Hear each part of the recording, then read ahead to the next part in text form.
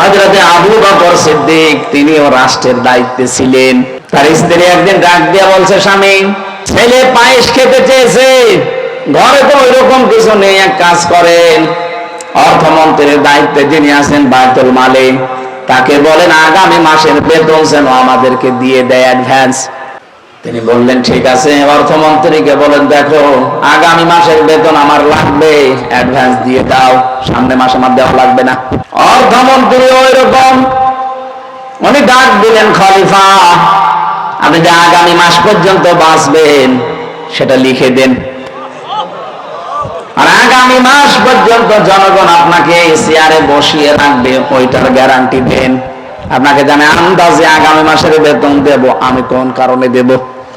এরকম কথা যদি এই ডাইনের সামনে কেউ বলতো, ওর কল্লা থাকতো। কথা বলে না কেন? বাড়িতে চলে গেলেন, স্ত্রীকে বলে না, যে উদ্দেশ্যে গিয়েছিলাম পাইনি, যেভাবে আছে এভাবে চলো, পায়েস খাওয়া লাগবে না।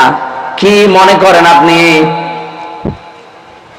প্রেসিডেন্টের ছেলে পায়েস খাবে, টাকা নেই, আর আমাদের প্রেসিডেন্টের ছেলের এক এক মাসে নাকি কয়েক কোটি টাকা শুধু ফুর্তি করিয়ে উড়িয়ে বেড়ায়।